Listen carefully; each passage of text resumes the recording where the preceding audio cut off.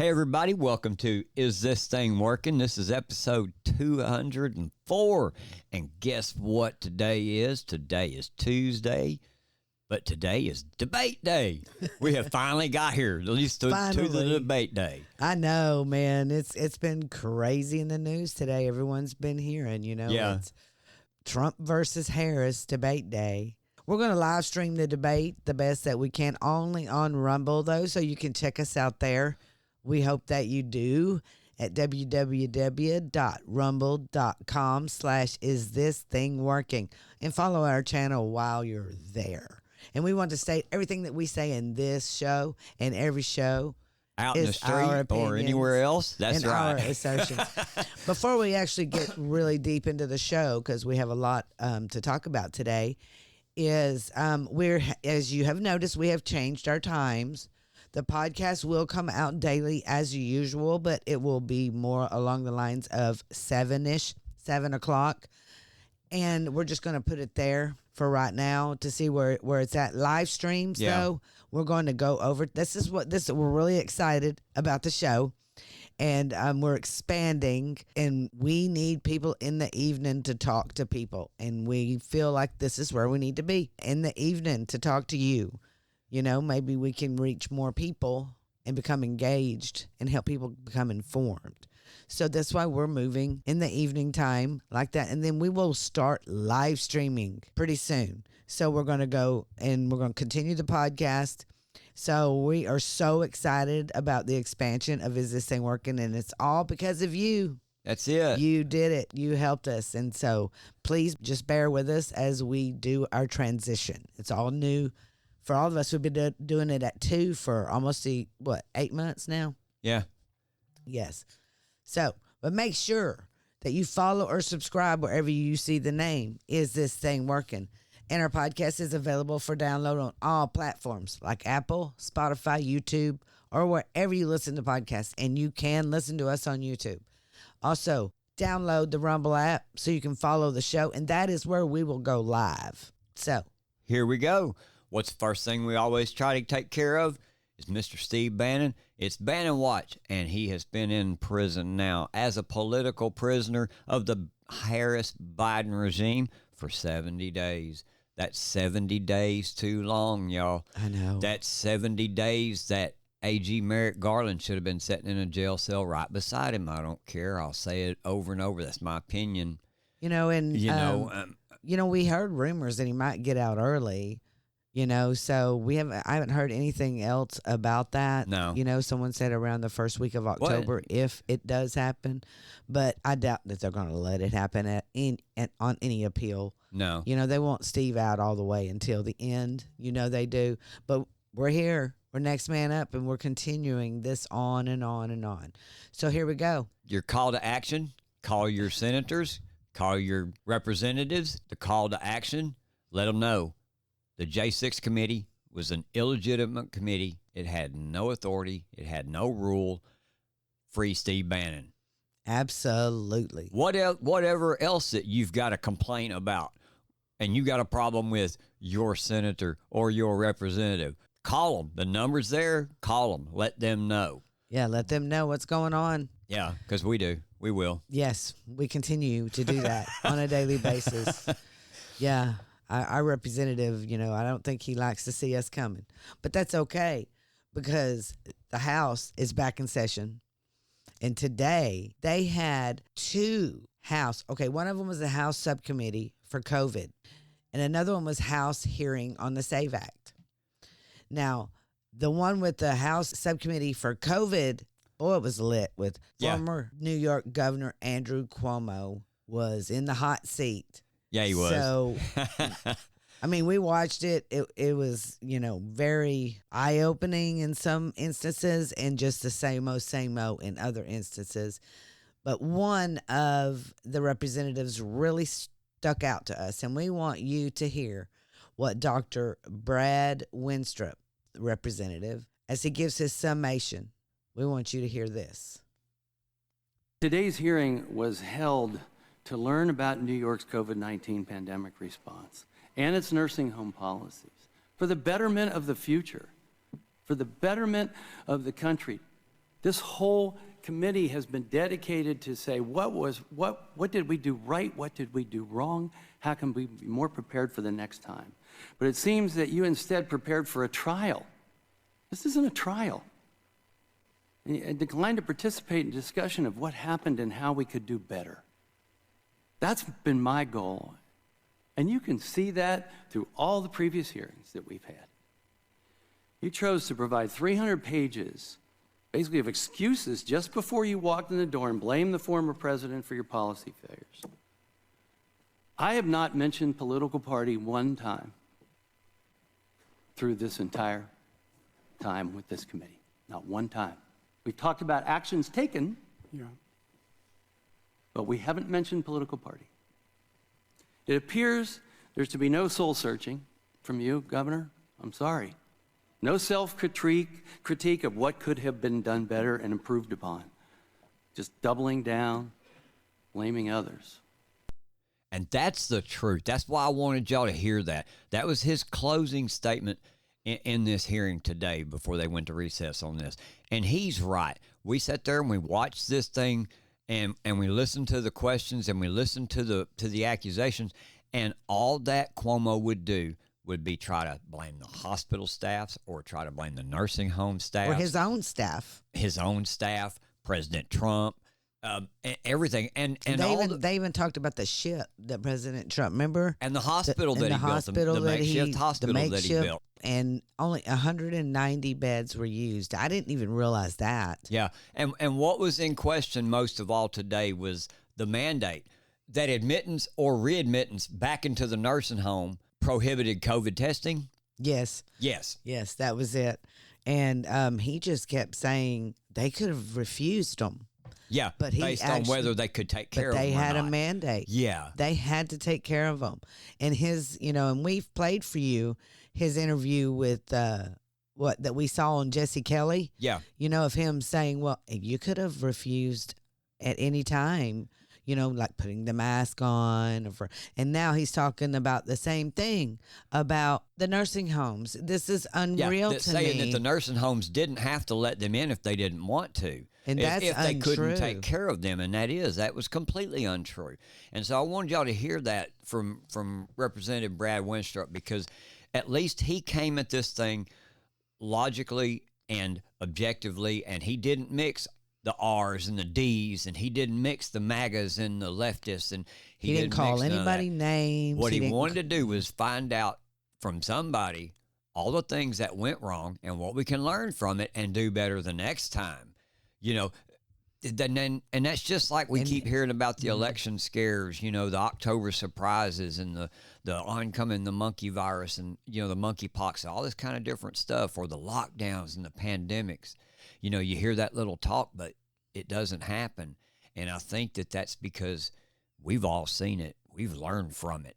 But Cuomo he acted as though nothing was his fault, man. Nothing. He didn't take any responsibility whatsoever, and not one time did he turn around and apologize to any of the people that were sitting behind him. No, he didn't. That room was full. Yeah, he didn't even have the guts to turn around and look at him. Yeah, not at all. Yeah, and then there was this the other hearing that was happening today was on the SAVED Act and illegals voting in Americans' elections. Yep. And we have two audios right here of Chip Roy.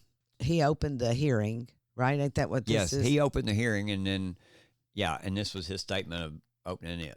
Okay. I introduced the SAVE Act to ensure that non-citizens, whether knowingly or unknowingly, do not take advantage of our flawed voter registration system. The bill is a simple bill that requires states to obtain proof of citizenship before registering an individual to vote in federal elections. A recent poll found that over 80% of Americans support requiring proof of citizenship to register to vote. SAVE Act's proof of citizenship requirement will ensure that non-citizens do not register to vote, but is easier for U.S. citizens to comply with than driver's license applications in states like New York and Pennsylvania. The bill also requires every state to identify and remove non-citizens on their voter rolls and gives them immediate no-cost access to federal resources containing citizenship data to do so. Finally, it imposes penalties on officials who illegally register non-citizens to vote. It passed the House in July with 5 Democrats supporting it. Unfortunately, 198 Democrats including every Democrat on this subcommittee, voted against it. Senate Majority Leader Chuck Schumer has refused to hold a vote on the bill in the Senate, and President Biden even threatened to veto it. Now Democrats are threatening to shut down the government because they are so vehemently opposed to preventing non-citizens from voting. Yeah, and it is so important that we pass the SAVE Act, so much so that President Trump came out and he said in a statement today, if Republicans in the House and Senate don't get absolute assurances on election security, they should in no way, shape, or form go forward with a continuing resolution on the budget. The Democrats are trying to stuff voter registrations with illegal aliens. Don't let it happen. Close it down. I agree. Shut it down. Shut it down. And we have discussed why. We have told you many times about the executive actions Biden and the Harris administration has taken to open up The border. And continue to flood it. And they continue to flood it. And now they have legislated this bill that we've talked about, this 14019. We have talked to you about it and how federal agencies all over the country are registering illegals to vote. That's right. Federal agencies, then the NGOs. We've also talked about how that they registered them to vote in the Darien Gap. And we've also talked about the fact that states themselves are not requiring citizenship to obtain an ID. So the policy director, Rosemary Jenks of the IA Project, she was there at the hearing today, and she had this to say. She exposes, again, like everybody else has talked to you about, like Laura Loomer has talked to you about, like we have talked to you about. She does. She sits here and she exposes in testimony how dangerous immigration policies are eroding America's sacred right to vote by allowing these people to cast a ballot. 2002 Help America Vote Act make it virtually impossible to prevent non-citizens from registering to vote either accidentally or intentionally. Neither a driver's license nor a social security number provides proof of U.S. citizenship. All 50 states and the District of Columbia issue driver's licenses, including real IDs, to lawfully present non-citizens, while 19 states also issue driver's licenses to illegal aliens. Moreover, every alien who is authorized to work in the United States is eligible for an SSN. The Biden-Harris administration has been handing out work authorization documents like candy to inadmissible aliens, with SSN issuances following close behind. So we have federal voter laws that do not require proof of citizenship to register to vote, combined with a massive population of non-citizens with valid driver's licenses and SSNs. When you add to that President Biden's unprecedented Executive Order 14019, along with the huge network of NGOs receiving billions of dollars in federal, state, and local funding to provide services to the millions of illegal aliens being released into our country by the Biden-Harris administration, you have a recipe for fraud. Absolutely. Yeah. I have an article here from the National Pulse who tells us that Biden and the Harris administration issued 300 executive orders to erase America's border. Their government has issued these executive orders to implement its mass immigration and open border policies, according to Senator John Kennedy from Louisiana. Additionally, he stressed that all occurred during Joe Biden and Kamala's first year in office. Can you believe that? Absolutely 300. Yeah. I think the total number came up to 296. Isn't that crazy? Their actions included reversing or beginning to undo 89 Trump-era policies, which restricted the ability of illegal immigrants to enter or be released into the country. Biden's actions greatly narrowed the number of unauthorized immigrants vulnerable to arrest, detention, and removal, lifted some barriers to U.S. entry and accessing immigration benefits, and raised the refugee resettlement ceiling to 125,000.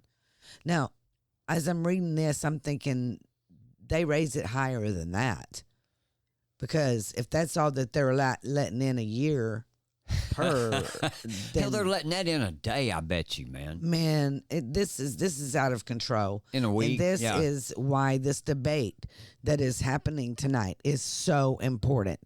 These things need to be talked about. Yeah.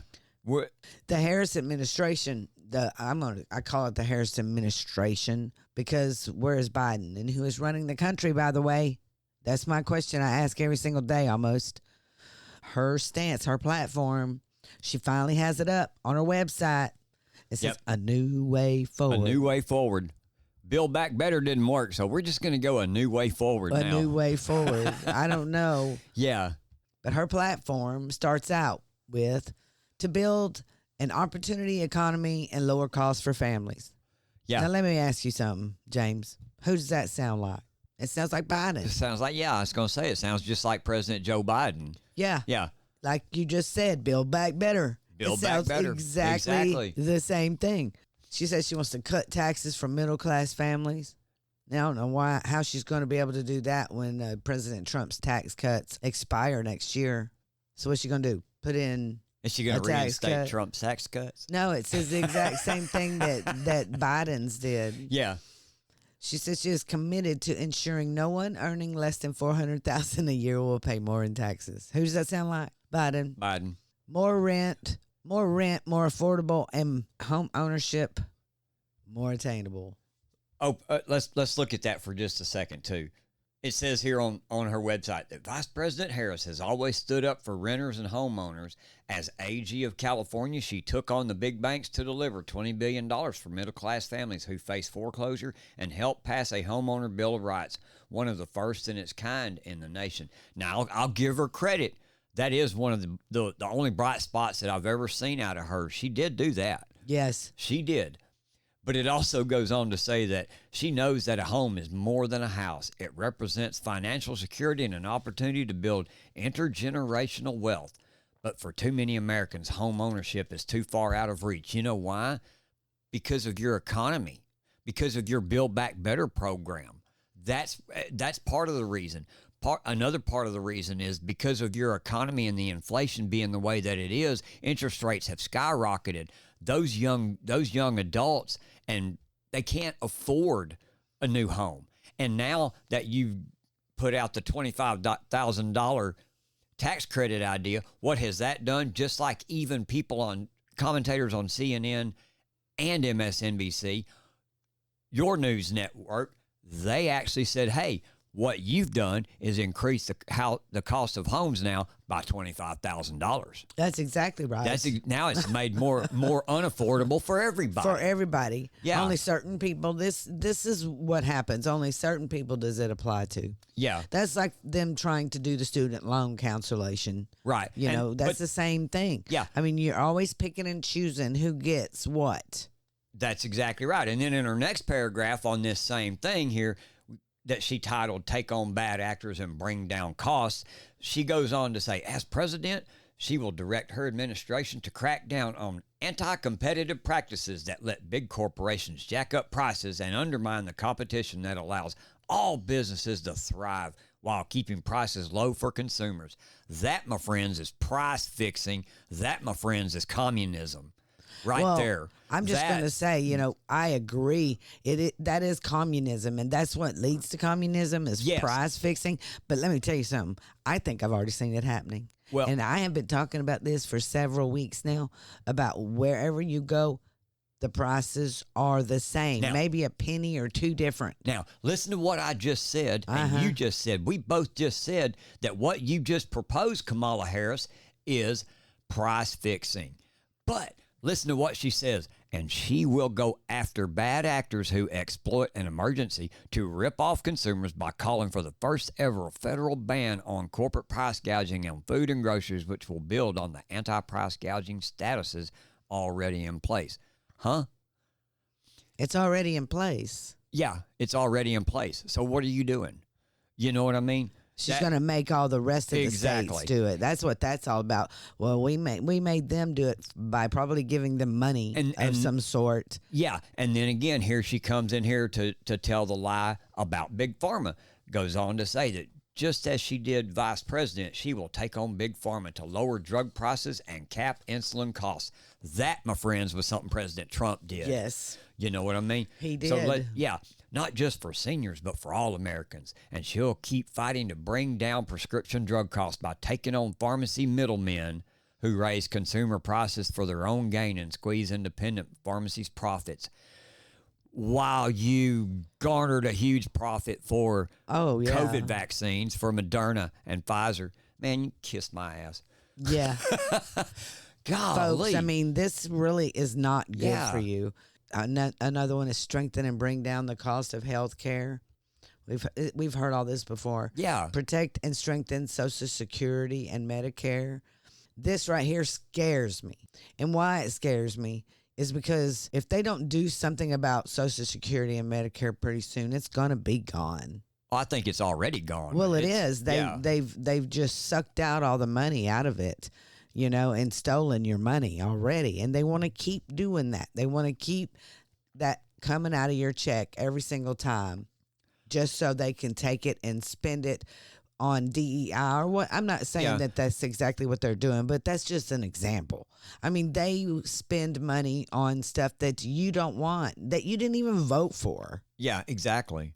You know, So now that we've talked about a few things about her platform, let's talk about President Trump's platform. got it. And in this way, at least tonight, man, if you watch the debate, at least you'll be a little bit more informed about these things and what her policies actually are. Exactly.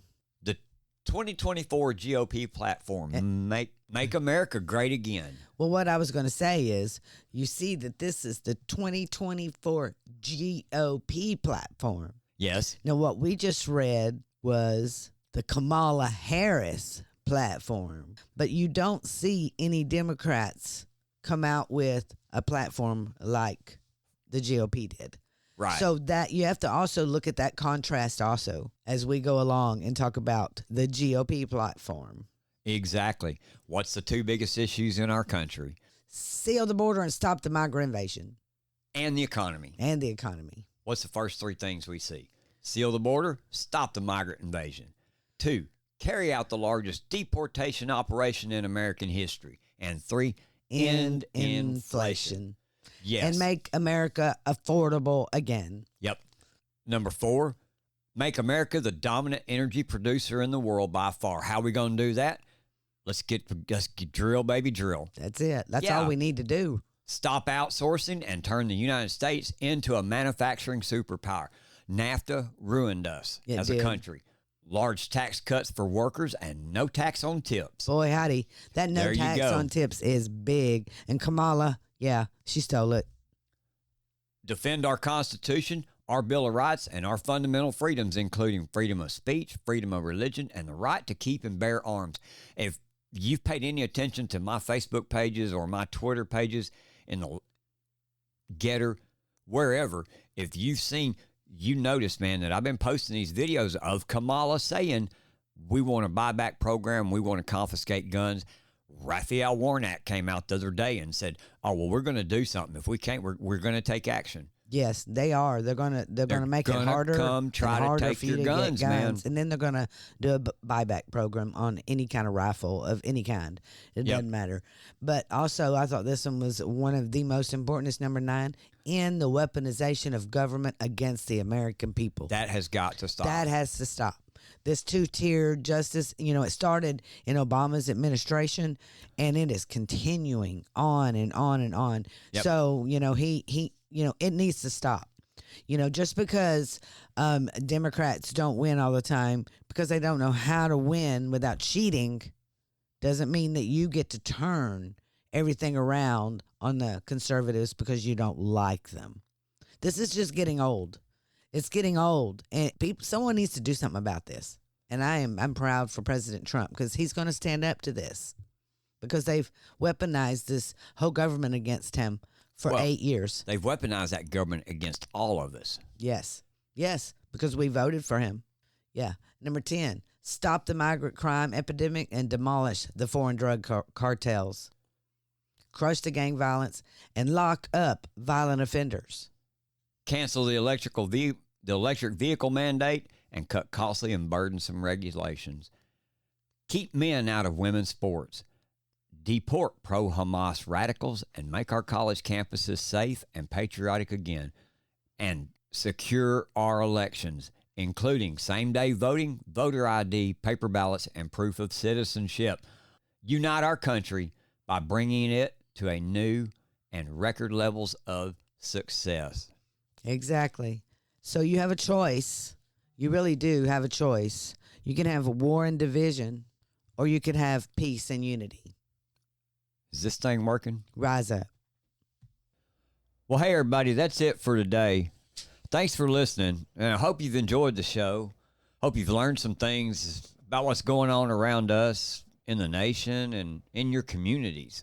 You know, we couldn't do this without your continued support either. We appreciate all of you showing up, taking the time to listen to us today. So please, like I say, make sure to hit the like button, share our show with all your friends. We'll see you next time on Is This Thing Working?